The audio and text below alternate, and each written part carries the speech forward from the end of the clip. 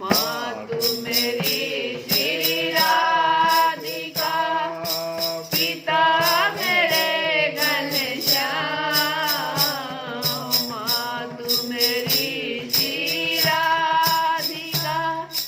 पिता मेरे घनश्याम, इन दोनों के चरणन में मेरा बारंबार प्रणाम, मेरा बारंबार प्रणाम, मेरा बारंबार प्रणाम।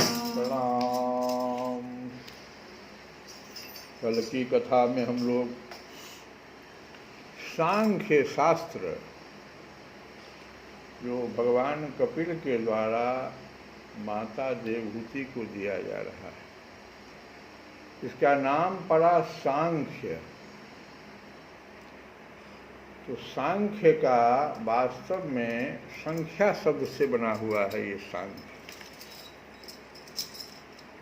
तो फिर संख्या क्या है? इस शास्त्र में संख्या क्या है? तो संख्या है 24। जितने भी जीव बने हुए प्राणी हैं 24 तत्वों से बने हुए हैं। कल उसी की चर्चा हम लोग कर रहे थे। तो हम कई बार इस चीज को बोले भी हैं कि ये 24 तत्व हैं क्या। ऐसी बात नहीं है कि पहली बार हम इसको कह रहे हैं। तो इसमें जो 24 है वो है,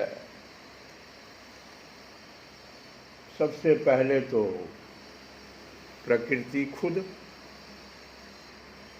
और प्रकृति जो है वो साम्यावस्था में जब रहती है, मतलब कि जो 24 तत्व के साथ रहती है, जिसमें कि 3 गुण भी उसका है, सत्वगुण, रजोगुण और तमोगुण। तो तीनों गुण भी साम्यावस्था में जब रहता है, बराबर बराबर बराबर। और ये जो तत्व सब हैं, तत्व कौन कौन है? तो महत तत्व, प्रकृति के बाद, प्रकृति के तुरंत बाद महत तत्व। महत तत्व कहते हैं बुद्धि को। प्रकृति में ही अब कैसे हुआ इसका तो कल हम वर्णन किए ही थे। विक्षोभ आता है, वो पुरुष तत्व के द्वारा किया जाता है। पुरुष मतलब आत्मा, जो सदा प्रकाशमय, स्वयं प्रकाशमय है, अनंत है, अनादि है। प्रकृति अनंत अनादि कुछ भी नहीं है। आत्मा में कोई गुण नहीं, त्रिगुणात्मक गुण नहीं है। लेकिन सबसे बड़ी बात है कि जैसे वो प्रकृति में, प्रकृति के साथ उनका तालमेल होता है, तो प्रकृति जो है ना चलायमान हो जाती है। जैसे बिजली, बल्ब है, पंखा है, लेकिन सब ऐसे बैठा हुआ है। और जैसे बिजली आई सब अपने आप काम करना शुरू कर दिया। कोई चल रहा है, कोई जल रहा है, ऐसे ये प्रकृति करने लगती है। इस 24 तत्व के वो समझना पड़ेगा। इसीलिए सांख्य शास्त्र, ये जो 24 तत्व से हमारा, तुम्हारा और दुनिया के सभी जीव प्राणियों का जो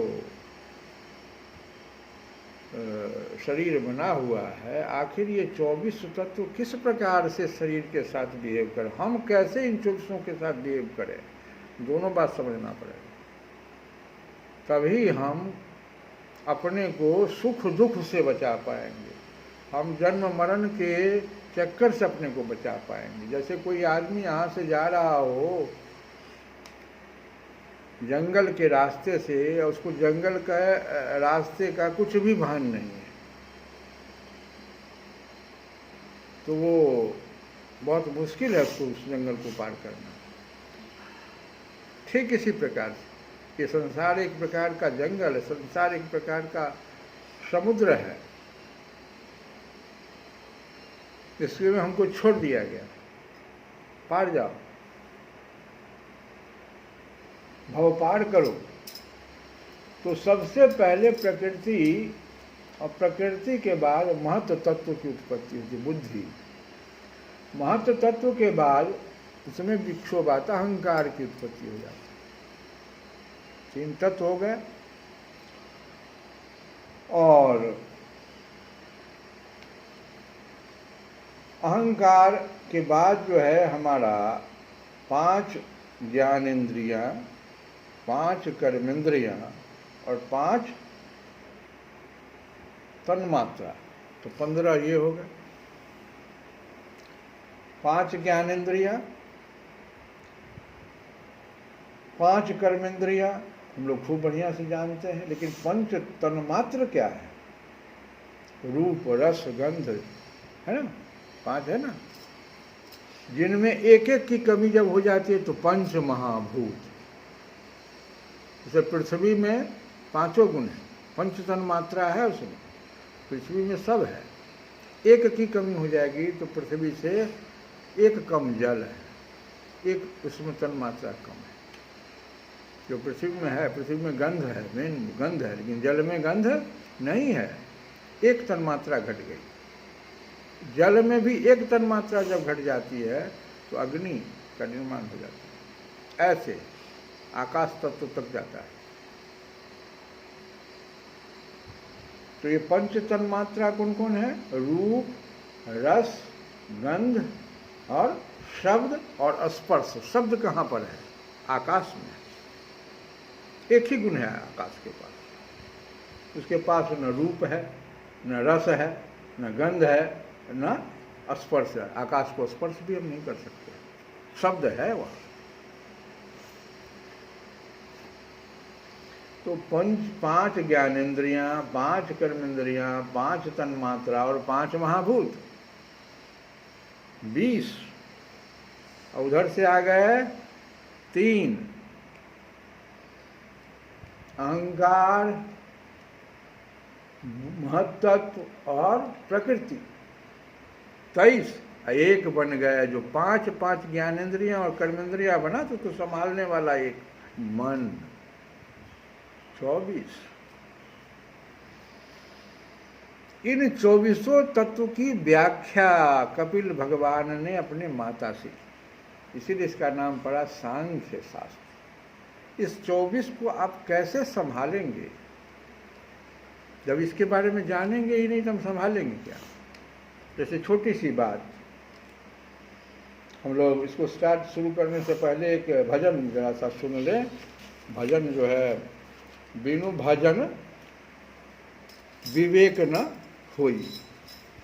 भजन जब होगा तो विवेक जगेगा। तो भजन हम लोग बजेगा। भजन बिना सब कुछ है फीका फीका।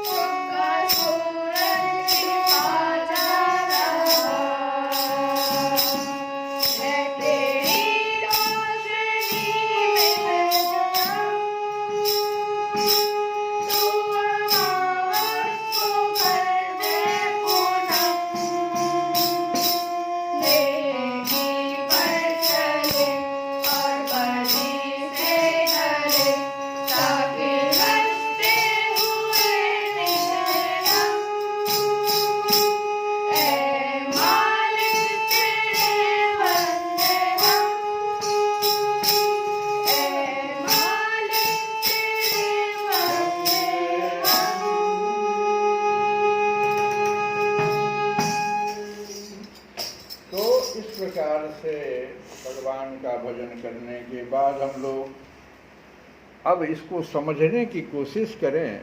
छोटी सी बात हम कह रहे हैं कि ये जो हमारी इंद्रियां हैं, पहले हम इनको पहचानें। दो प्रकार की इंद्रियां हैं हमको, ज्ञान इंद्रियां और कर्म इंद्रियां। एक मन है उसके साथ। ये 11 को हम लोग जानने की कोशिश करें। आज सांख्य शास्त्र को समझना है तो इस 11 को समझने की कोशिश करें। जितने भी हमारे शास्त्र हैं इन 11 के बारे में कहते हैं। विनय पत्रिका से में लो, रामचरितमानस की शुरुआत मन से हुई है। श्री रामचंद्र कृपालु भजो मन। तो मन कहता है क्यों? तो हरन भव भय दारुण।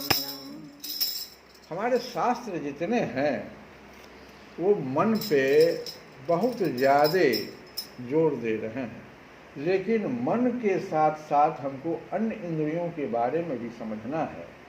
जैसे इंद्रियों का आपस में क्या संबंध है, इसको समझना पड़ेगा।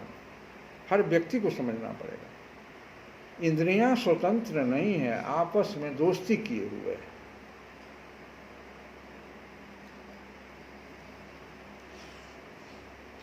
संत वाणी में आया है कि मखते श्रवण कहत एक सुनई, त्वचा पानी अस पर सही गुनई, रसन उपस्थ भोग दो चाहे, गुदा नासिका नेह निवाहे, और नैन चरण ते प्रीति रहावै, अनैन फंसे पद लय पहुँचावै। देखो दो दो की कितनी बड़ी संगति है। एक उदाहरण से हम स्पष्ट करेंगे, सभी का नहीं बताएंगे। एक उदाहरण ज्ञानेंद्रियों का, इसमें देखो जैसे ज्ञानेंद्रियां हैं कर्ण, श्रवण, इनका दोस्ती किससे है मालूम है? कर्मेंद्रिय मुख से। ये कैसे है? बस एक ही को समझो, बाकी सब तो है ही। अब जैसे त्वचा है, जैसे जिह्वा है, ये सब ज्ञानेंद्रियां हैं, लेकिन इनका किस कर्मेंद्रिय से बहुत ज्यादा संबंध है।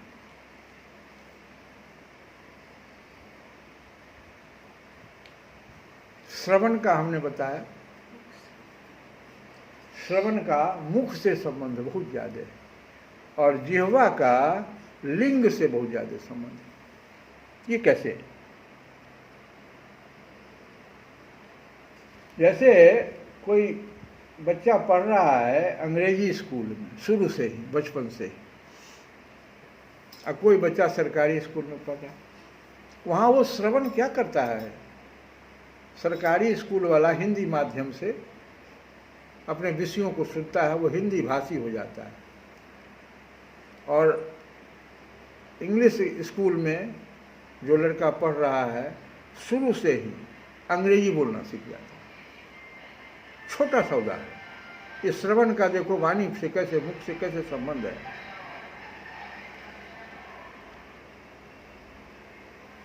अगर हम, इसका मतलब क्या हुआ कि कोई भी व्यक्ति अगर श्रवणेंद्रिय को कंट्रोल नहीं करेगा तो कहता है ना कि हमारा वाणी खराब है। श्रवणेंद्रिय को जब तक नहीं कोई कंट्रोल करेगा उसका वाणी कभी भी नहीं कंट्रोल होगा। इतना रिलेशन है एक दूसरे से।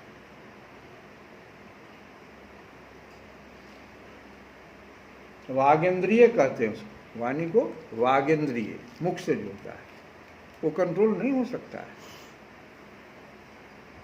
जो अपने सर्वेंद्रिय को कंट्रोल करेगा वही अपने वागेंद्रिय को कंट्रोल कर सकता है। उदाहरण स्वरूप जो कुछ भी आप श्रवण करते हैं इसका वर्णन कहीं न कहीं हमारे मुख से हो जाता।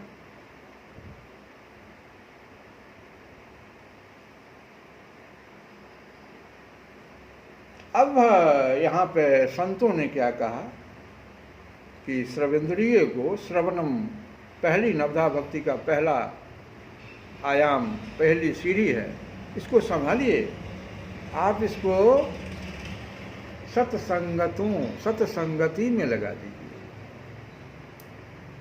आप कथा में लगाइए, आप भजन कहीं हो रहा है जाके अष्टजाम हो रहा है, भजन में लगा दीजिए। आप देखिए आप में परिवर्तन होगा।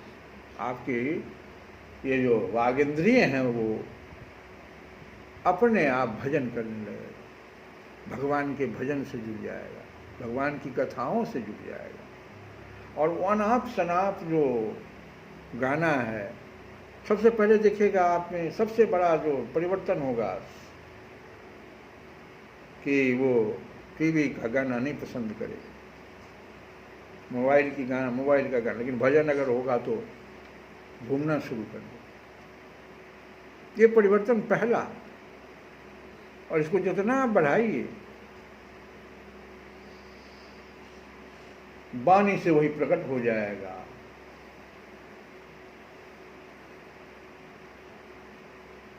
तो पहले हमको इसका मतलब क्या हुआ, बड़ा विस्तार से हम एक ही बात से सिर्फ श्रवणम पर कह रहे हैं।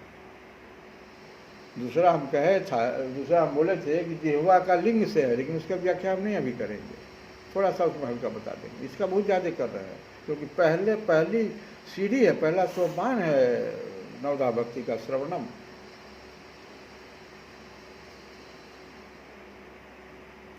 तो श्रवणम है क्या? ज्ञानेंद्रियां है, और किसके ऊपर हावी है? वो कर्मेंद्रियों के ऊपर हावी है। ध्यान देना है, कर्मेंद्रियां ज्ञानेंद्रियों के ऊपर हावी नहीं है।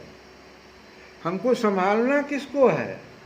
ज्ञानेंद्रियों को। और ज्ञानेंद्रियों को संभालने वाला एक ही शक्ति है, उसका नाम है मन। दूसरा कोई उसको नहीं संभाल सकता।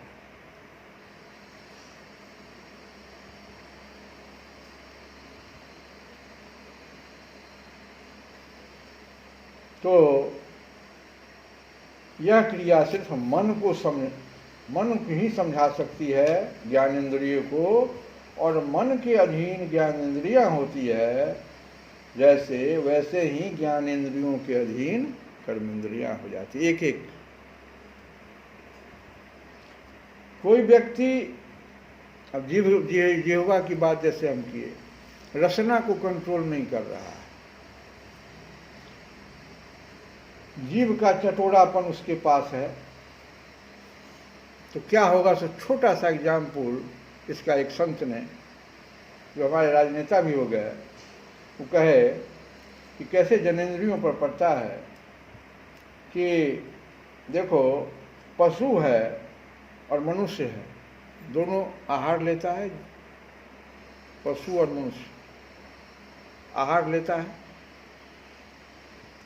पशु चारागाह से भरपेट भोजन करके लौट जाता है, वहाँ रुकेगा नहीं। जैसे उसका पेट भर गया वो लौटा, तो उसका देखो, उसके जो जनेंद्रिय हैं उस पर उनका बड़ा कंट्रोल होता है। सिर्फ एक बार जब उनको बच्चा धारण करना है, उनके उसके जनेंद्रिय पर उसका कंट्रोल है। लेकिन मनुष्य का देखो, कोई भोज हो, पेट भर गया ना, अभी नहीं जाएंगे हम, अभी और कुछ लेना है, तो उनका देखो जनेंद्रिय पर कंट्रोल। तो खान पान का को प्रथम समारोह, ये देखो सांख्य शास्त्र तुम लोग कर रहते हैं कि हम नहीं समझ पा रहे हैं। हमने सिर्फ एक उदाहरण दे करके, 10 का तो नहीं दिया, एक दिया हल्का सा, जो प्रत्येक दिन हम लोगों के साथ घटित हो रहा है। और जो सबसे प्रमुख है, इसके बिना भजन हो ही नहीं सकता है।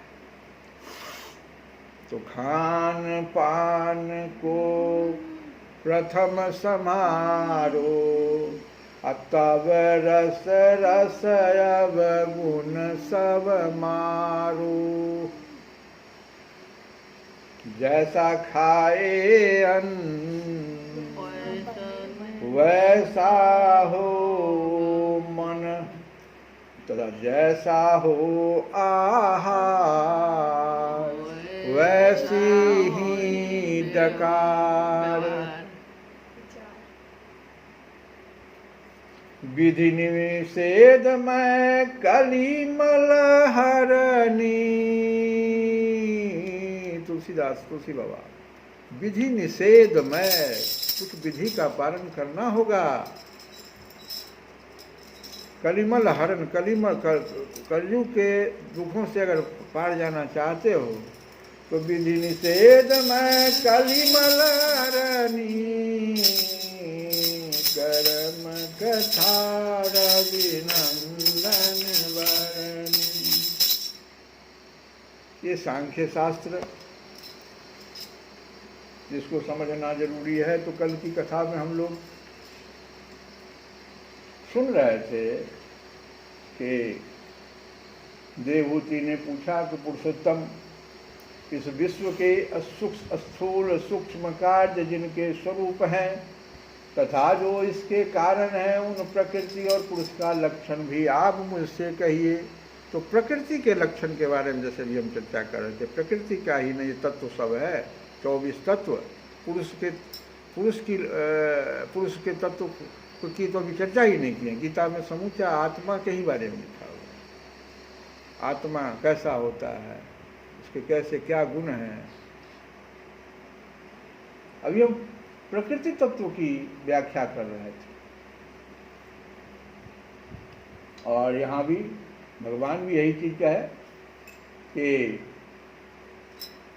प्रकृति किसे कहते हैं। तो कहे क्या कि जो त्रिगुणात्मक है, नित्य है, कार्य कारण रूप है। कार्य कारण रूप इसको क्यों कहा गया? इसलिए कि आत्मा को कोई भी चीज प्रकट करने का, प्रोड्यूस करने की शक्ति नहीं है। वो प्रकृति के पास इसीलिए जाता है। वो चाहता है कि भगवान का निवास स्थल बहुत ज्यादा हो जाए।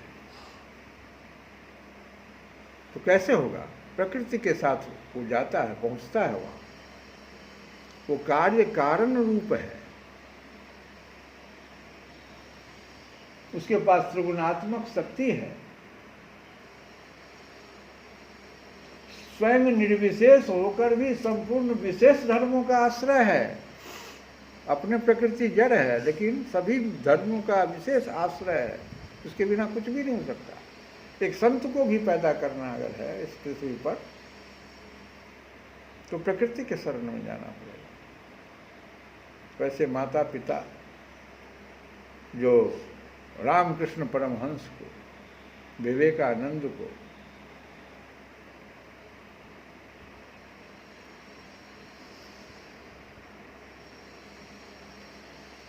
तो 5 महाभूत, 5 तन्मात्रा, 4 अंतःकरण और 10 इंद्रियां, इन 24 तत्वों के समूह को विद्वान लोग प्रकृति का कार्य मानते हैं।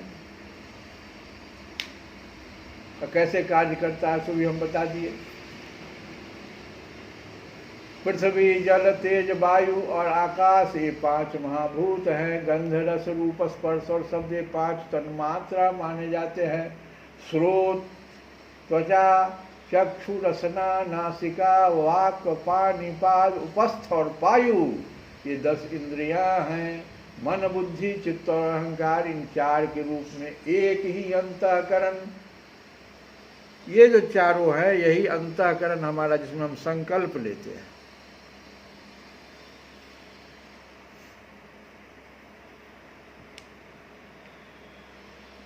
तो ये अंतःकरण अपनी संकल्प, निश्चय, चिंता और अभिमान रूपा 4 प्रकार की वृत्तियों से लक्षित होता है।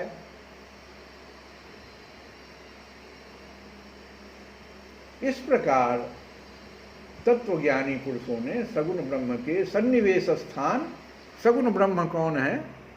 सगुण ब्रह्म के सन्निवेश स्थान इन 24 तत्वों की संख्या बतलाई है। इसी में भगवान 25वां होके आते हैं, पुरुष तत्व इसमें प्रवेश करते हैं। 25वां तत्व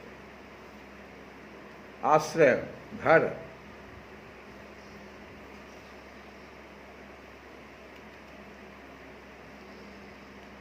अब आगे हम कल बताए थे कि किस प्रकार से इंद्रियों का, अहंकार का और उसके स्वामी इन लोगों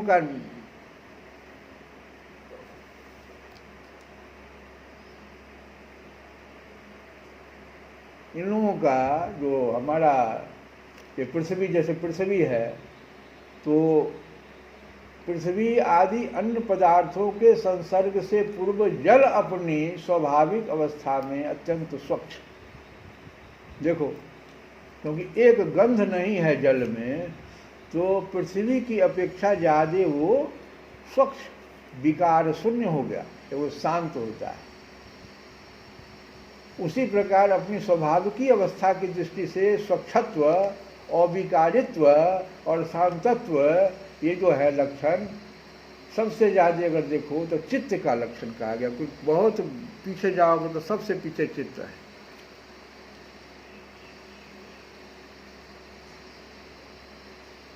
और उसमें तदंतर भगवान की वीर्य रूप चित्त शक्ति से उत्पन्न हुए महत तत्व के विकृत होने पर उससे क्रिया शक्ति प्रधान अहंकार उत्पन्न होता है। यही हम बताए थे किस प्रकार से भगवान का जब इस 24 तत्वों में प्रवेश होता है तो उसमें विकृत होने पर एक कोई विकृत होता है। जैसे हम बताए कि एक विकृत हुआ पृथ्वी में तो जल बन गया, जल का एक विकृत हुआ तो अग्नि बन गया, और ये उसी तरह से अग्नि से अब जल की ओर चलो, एक आ गया, एक गुण और आ गया। आकाश तत्व में देखो एक ही है शब्द है, एक तत्व आ गया, वायु बन गई। जब प्रलय होता है तो देखो जल और वायु के वेग से ही प्रलय होने लगता है।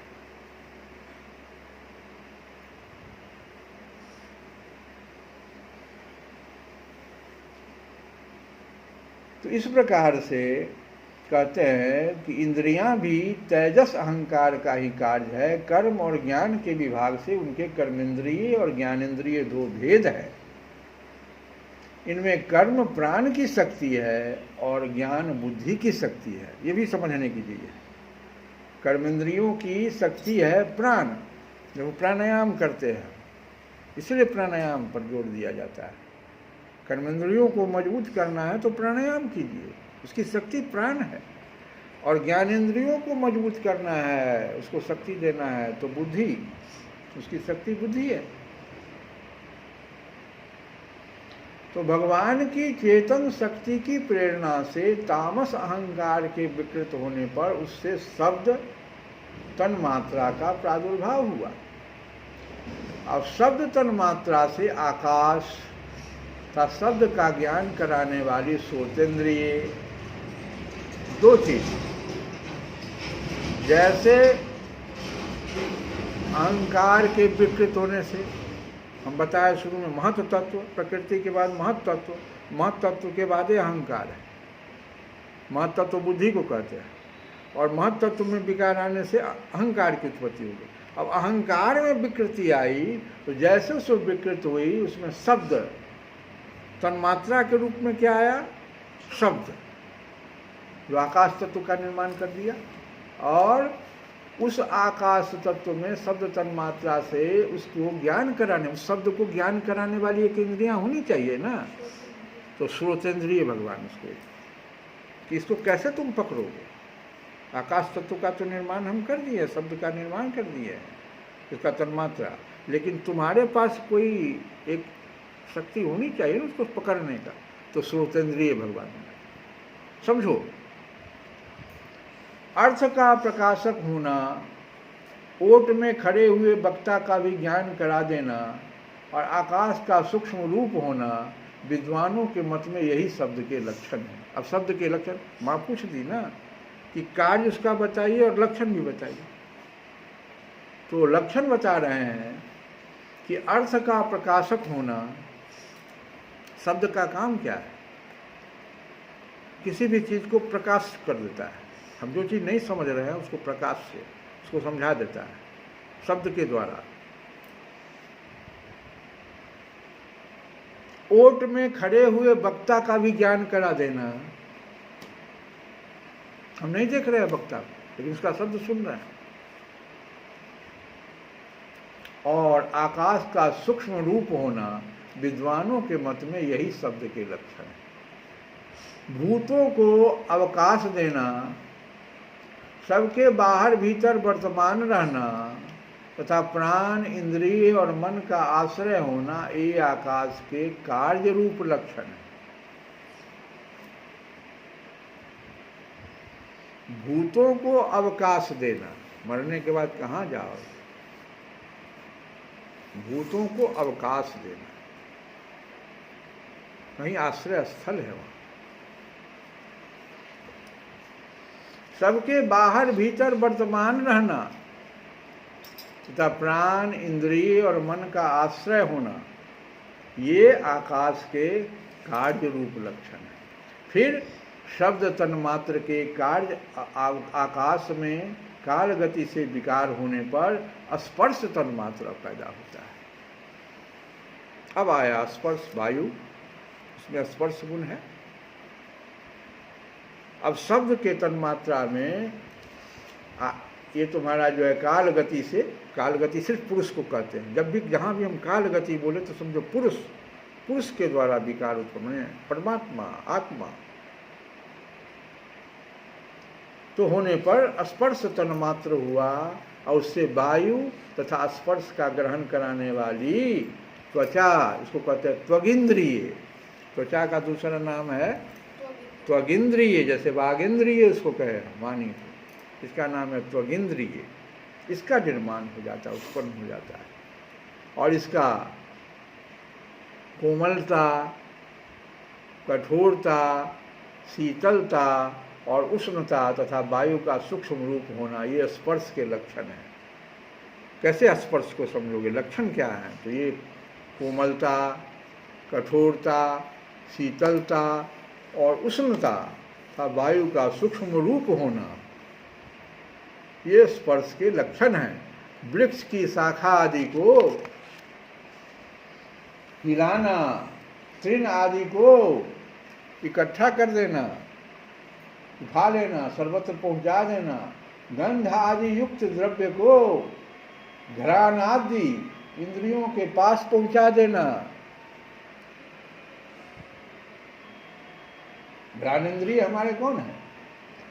तो घ्राण इंद्रियों के पास पहुंचा देना था शब्द को, और शब्द को भी श्रोतेंद्रिय के पास पहुंचा देना।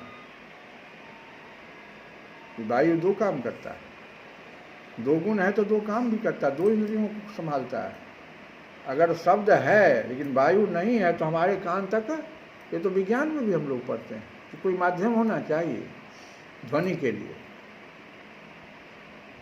तो उसको पहुंचा देना, श्रोतेंद्रिय के समीप ले जाना, और गंध को घ्राणेंद्रियों के पास ले जाना।